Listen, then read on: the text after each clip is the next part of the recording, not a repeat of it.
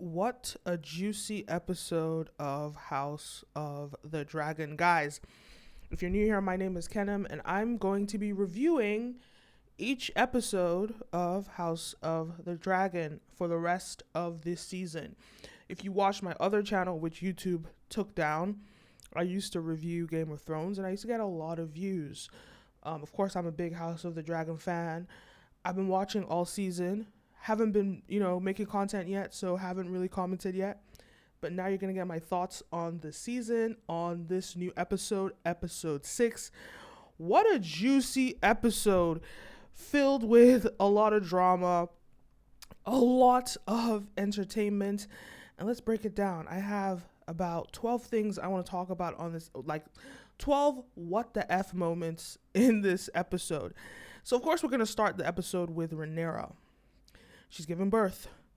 Similar to, remember when her mom was giving birth?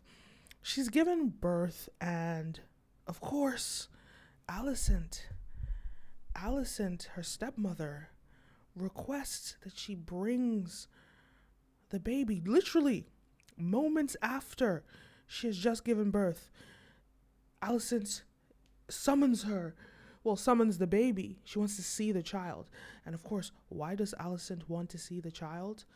Well, later on in the episode, they do reveal that all of her children, well, let's just put it this way, because we're going to get to that, but all of her children are not Targaryens. All of her children seem to be bastards. They're all, she's a Targaryen. Her husband is a Velaryon, and, he's black. He's got blonde hair. She's a blonde Targaryen, yet she has these kids with black hair. I mean, if, that's her way of saying, look, she wants to know, are these your kids? Are these your kids? And she says something quite interesting to Rhaenyra Rhaenyra's husband. Sorry, I'm not familiar with the names yet, but she says something very interesting. These are her children. You see them? Brunettes. So over here, she's saying something to Rhaenyra's husband, and she says, keep trying. One of them will look like you one day. Oof, if that didn't sting. Her father is pretending like he doesn't realize the kids are obviously not hers, because he wants the best for Rhaenyra. He wants to see the best in her, and he just doesn't want anybody to threaten her position, her claim to the throne. So he's just trying his best to ignore it. He's not stupid. He knows. He knows, but he's just trying his best to pretend as if everything is all hunky-dory. But let's just also remember that Rhaenyra is a Targaryen. So are her kids. Whatever the case is, they're still going to be Targaryens, right? Yes, they are bastards, but technically, what is the meaning of a bastard, right? A kid born out of wedlock. Now, these kids aren't born out of wedlock, and she's the heir to the throne. They have the Targaryen lineage. So technically, you could say they're not bastards, but based on the standards of those days, of course, they're bastards, because they're not true children of her husband, who is also a very prestigious Velaryon, from a very prestigious Velaryon household. So let's go on. What happens next?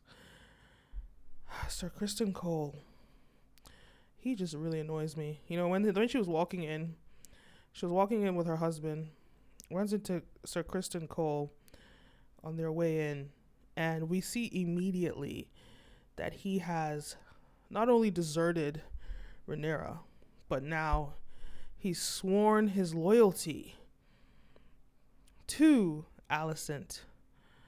His loyalty is now with Alicent. And I guess the main question here is, what happened there? She didn't break his heart, but all she said is that she's going to keep her position as the heir to the Iron Throne, And he was all salty about it in the previous episode. He wanted to run away with her to some whatever nonsense he proposed, which is quite ridiculous. And I talked about this with some friends, but I'll say it on here. To expect a Targaryen who her father has done so much to ensure that the throne is passed on to her, to ask her to run away and desert her throne, a position where she would be the most powerful, a position where she would have the most access or riches in the world. You're asking her to choose a life of uncertainty and potentially poverty and just like a common life. Is quite ridiculous to expect that of her. It's actually just quite delusional, and the fact that he's bitter that she didn't agree to that just shows his naivety.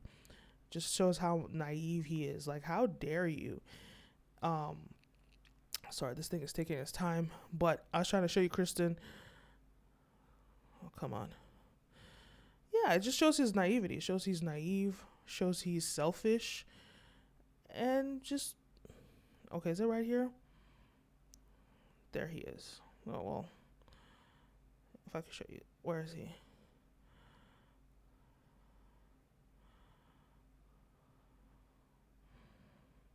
He's coming. There he is. Jealous that she was just not going to accept his BS.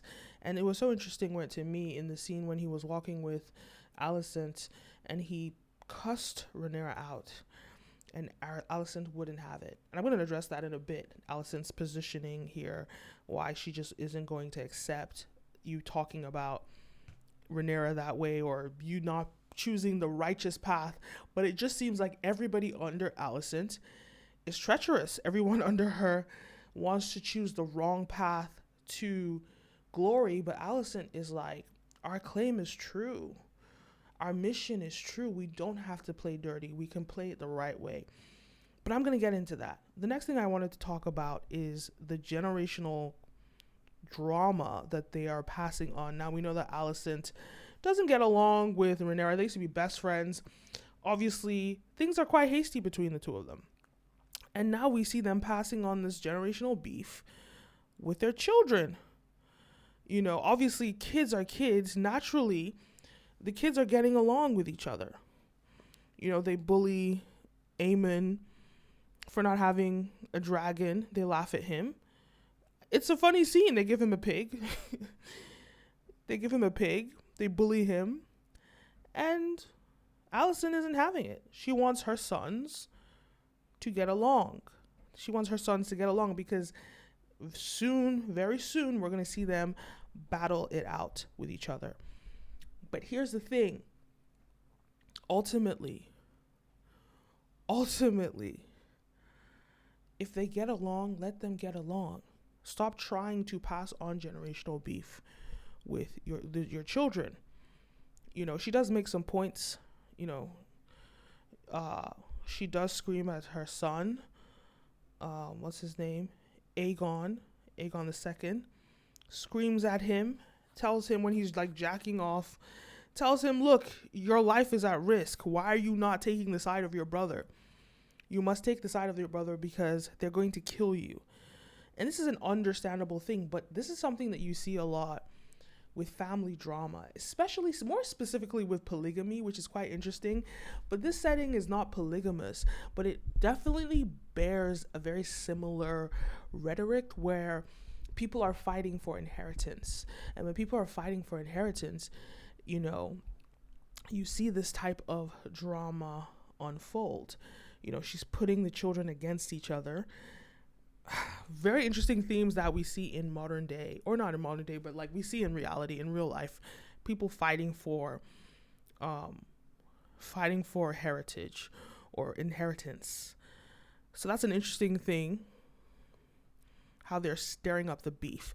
Now, I thought another part that was quite interesting was Alicent's daughter, who seems to have some sort of magical powers or mystical powers. You know, when her brother comes in whinging and whining about them making fun of him, if I could find the scene. Okay, this is the scene where she's shouting at her poor boy. But when her son comes in crying, that they were making fun of him, the daughter is sitting there and she's reading. Well, she's like sort of freakishly analyzing. It looks like a caterpillar that's in her hand. I think it's here. Gosh, there's so many. Right. So she's analyzing a caterpillar in her hand. And her brother comes in crying or, sad about whatever. But then she keeps like sort of analyzing this caterpillar. Then she says something quite interesting at one moment, which is she says, you have to close an eye.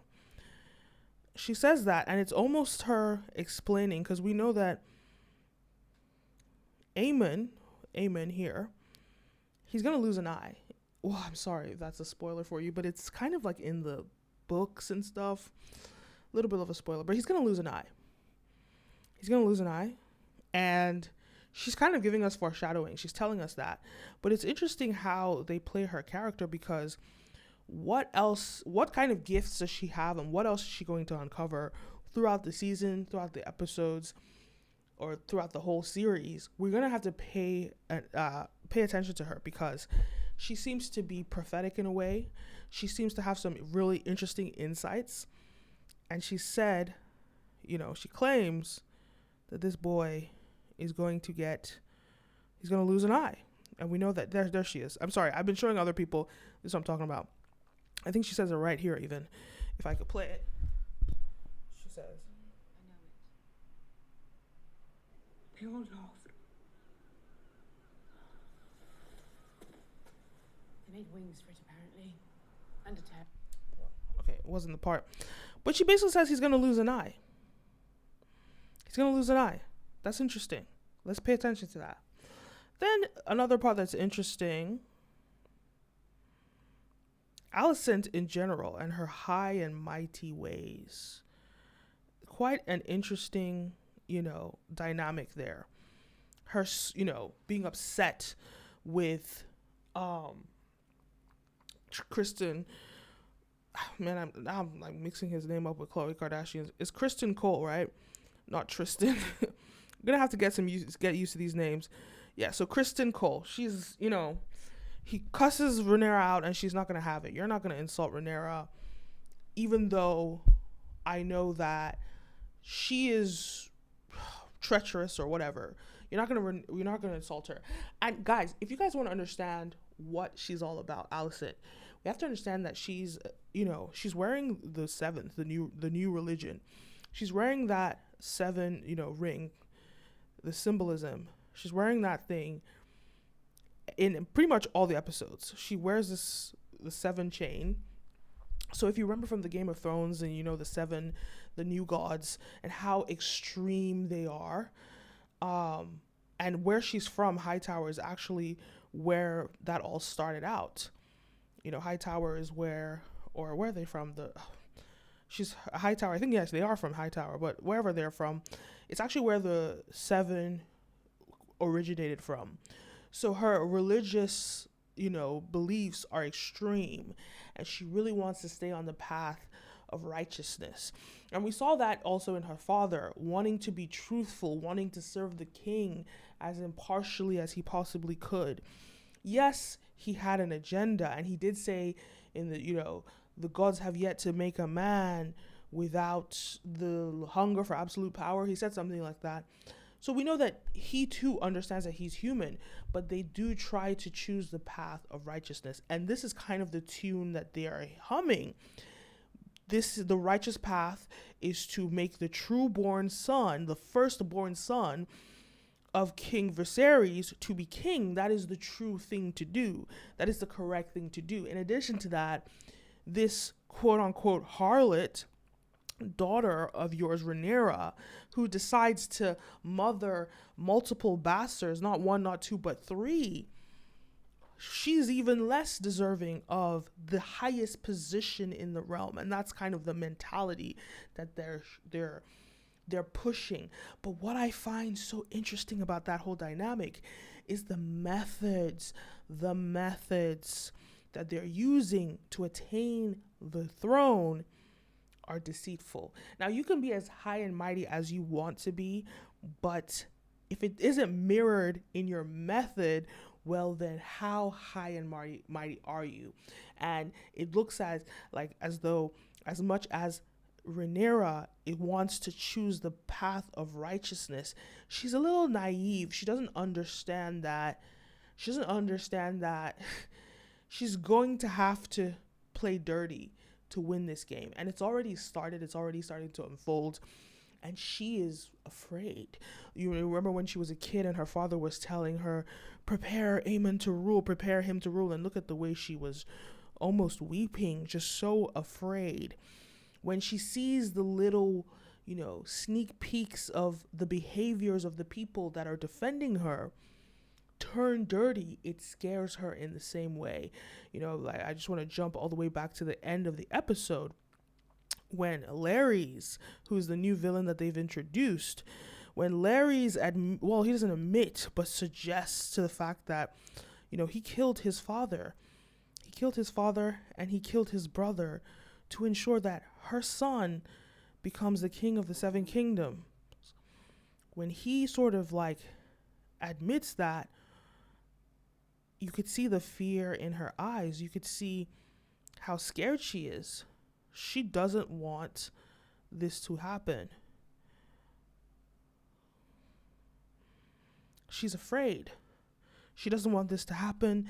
She wanted to go play it fair and true, but that's just her being naive and not realizing that that's not the way war works. War is about survival. And I think it's very fitting and very interesting in the trailer that we see for the next episode, where she's holding a knife to Rhaenyra's face. And Rhaenyra whispers at her, now we see who you truly are. And that is an interesting character conflict that we're going to have to figure out about Alicent. Is this high and mighty way that she is pursuing, is it pretense? Is she pretending this? Is it her true nature? Or is she that hungry for the throne? But more importantly, if we just want to look at this empathetically, she's hungry for her survival, for the survival of her children, more than anything. And the idea of Rhaenyra being on the throne, in her view, is a direct threat to her life and her children's life. And any mother would fight to ensure that their children and everything survive. But the irony is what she fails to realize. This is a message that her father told her and imprinted in her mind. But what she fails to realize is that Rhaenyra would not have done that to her. She wouldn't have done that to her, not as them as best friends, if they chose to stay as best friends, even though you betrayed her by sleeping with her father and becoming queen. As much as that was, quote unquote, your duty that your father instructed you to do.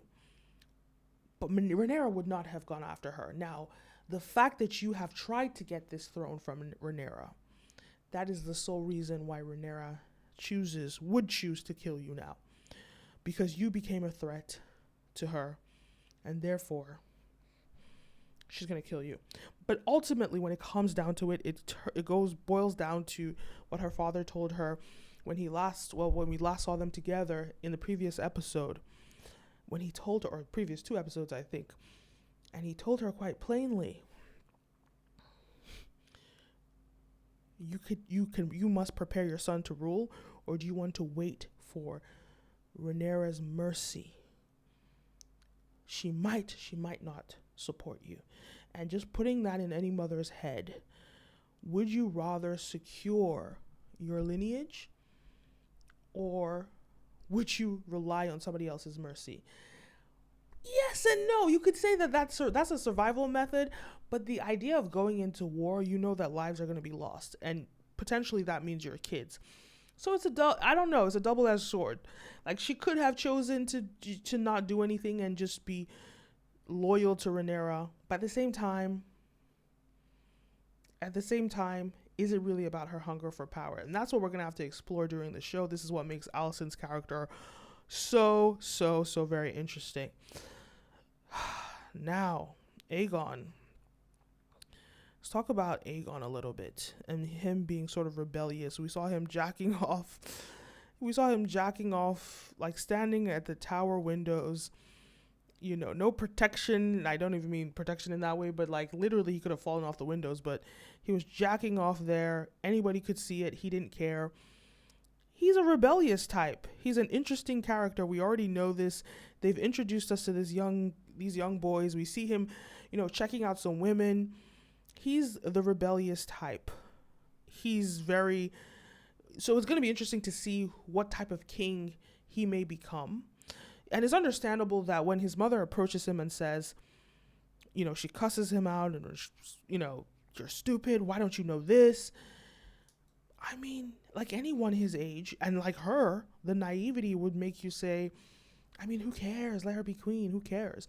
When you don't realize that your survival is being threatened. But I think in the circumstances that they are at present, the way that Alicent has taken on her position in the past 10 years, she knows that she has to get this throne because she's been extremely disrespectful to Rhaenyra. I want to take that first scene, for example, her summoning Rhaenyra, who just gave birth, to go and see her, and Rhaenyra even going to see her was her being passive aggressive in a very interesting way. She had a point to prove. We saw her trail of blood on the ground. We saw her the blood and the whatever guts coming out of her, and she still went to go and see Alicent. What's the point she's trying to prove there? To me, what she's trying to say is I respect this position, that you have as the queen of the Seven Kingdoms. I remember in like episode 2 when Rhaenyra was sitting in the garden and, this guy was playing some instrument to her, and Alicent comes over and says, she kind of sort of like is asking her to go to her brother's name day, Alicent's son's name day, and Alicent's like, and Rhaenyra is denying it. Then eventually she's like, well, did the king summon me? And she said, yes. And she said, at once. We know that she's being ironic, she's being witty, but she respects the position. You have to uphold and respect the position of king, especially when the king is so fragile. And his position, him even being in that position of power is questionable because he wasn't even supposed to be king, but it was given to him. So Alicent is upholding that position, the respect for that position, so that it's not even questioned, his authority. And he's so soft and passive. People come and shout and talk to him any kind of way. She's just playing her part to respect the position of king because she knows that when she's queen, she wants to be respected in the same way. And so her getting up to go and see Alicent just after giving birth is her saying, yes, I respect the position, and so I will do as I am summoned to do. But it's a thing where she's also saying, this is the worst that you can do to me. Summon me after I just give birth. This is your worst. Wait till you see mine. Wait till you see mine. And that was the point that I thought she was trying to convey. Because she could have denied it. She could have stayed in bed. She could have ignored the request. But she knew what she was doing. She wanted to say, this is your wrath. This is the worst you can do. Wait till you see mine. That's the message I felt that she had for her. So quite a bit to break down in this episode. I'm going to take it to the next part. Okay, so this is an interesting scene where Daemon is flying. We see Daemon for the first time in a while. We see them flying in the sky. We see them flying in the skies. And Daemon actually flies through fire. Him and his girl, his wife, she's out here. Where is she? just see her in a moment. They're playing around with their dragons. She has the biggest dragon in all of the Seven Kingdoms. And we see her here flying, and it's coming. I'm sorry. They want to wow the people of Pentos and show them that they're dragon riders. So we see them right now. She flies up as she screams Jacaerys, her dragon. But see, notice how she skips. She avoids the fire, but he goes right into it. Now, what is that about? She avoids the fire because she's not a Targaryen. But Targaryens can't be burnt. And they're confirming this in this episode, that a true Targaryen cannot be burnt. And I think it's really interesting here because the two deaths that we had, this episode is really has some fire themes that are interesting, right? The two deaths we had this episode were by fire. Harrenhal being a death, and there was another death of her, his wife, Lady, what's her name? Laena, who dies by fire, right? But he goes through fire and he doesn't die. Now, what does this say? There was an interesting scene earlier where they were playing with Rhaenyra's son, who, he was a dragon's. We know that he's a Targaryen. He's half Targaryen. But in this scene, the main thing that I was curious to see is it possible for him to die by fire? If this dragon pours fire all over him, will he die? He's half Targaryen, but is his blood strong enough to not die?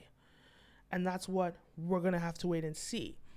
We know that he's a bastard, but for all intents and purposes, if the rest of the realm wanted to say, prove that you are a true Targaryen, or prove, I don't know, because either way, I don't know if that works really, because he's a Valyrian, and Valyrians can die by fire.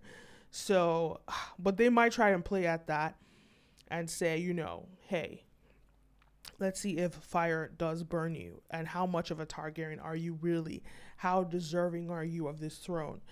And that might be a test that they use to see whether he deserves it, or whether we even see him die in a later episode due to dragon fire. That would be an interesting thing to see, or perhaps it's even foreshadowing.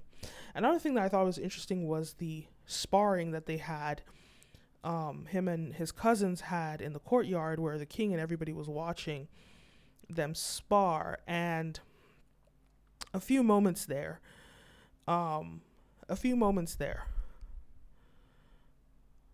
first one is the foreshadowing of the family rift. Now, the two of these boys fighting each other, I see this in a way to be foreshadowing for a future battle between them.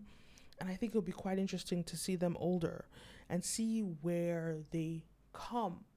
See who becomes a stronger fighter. If he becomes a stronger fighter and is able to fight Aegon, to see what that dynamic is when they're older. That would just be an interesting parallel. It reminds me almost of the scene when Arya fought with Brienne, a fight that we always wanted to see happen, and she showed her talents in front of Sansa. This scene reminds me of that, and it would be interesting to see them, go from the courtyard fighting each other to the battle scene and fighting each other in real life. But it was an interesting thing to watch them spar because, they both had their coaches, so to speak, present, taking them aside during a break, like a boxing match, talking in each of their ears, saying, hey, do this, do that, do that. And this is symbolism for the show. It's symbolism for their battle in the future. They're going to have people in their ears turning them against each other, when in reality, we could see that they're just cousins that get along with each other. That's an interesting thing. So the next character I wanted to talk about is Larys Strong, the villain, right? He's a very, stereotypical villain, if you ask me. He kills his brother and father for a seat at the small council. He probably wants to be the hand of the king or something. I mean, the thing is, like, I was just quite shocked, about how, like, blatant of a villain he was. But I guess, first of all, I started comparing him to Littlefinger and how Littlefinger wasn't this in your face. He was a little bit more tactical, a little smarter. But then I remember there were people like Joffrey. And there were people like, well, I'm talking about Joffrey Lannister. And then there were people like, what's his name? Ramsay, right? So there were people that were clearly outright villains, and we always need that in a show. But to kill your brother and your father, why would he do that? To me, a few things. He's the second born son. He's not attractive, probably has always been in the shadow of his brother, who's more handsome than him, more everything than him.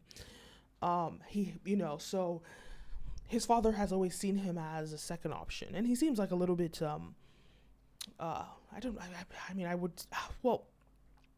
know how else, I think he has a walking stick, so he's not as fit as his brother, right? So he's probably always been overlooked, and I see a very similar parallel being the quote unquote potentially possibly the disabled brother. I see parallels with him and Tyrion being like sort of the family outcast, but the Strongs don't seem to be as sort of wicked as the Lannisters were towards Tyrion. But who knows that dynamics? But for you to seek revenge or seek the death of your two closest people in your family, your father and your brother, just for your position of power and security in that power, it's quite interesting to me what this says about his character. So we're just going to have to keep watching him and see what he has for us. Now, the death of Laena, where she, goes to the dragon, asks him to burn her alive. Interesting thing. So I think the first things that were obvious about that death was the fact that, she was giving birth. She's giving birth, and she's probably very similar to Rhaenyra's mother, who, the option was, look, we have to cut the baby out of her, and she's 100% going to die.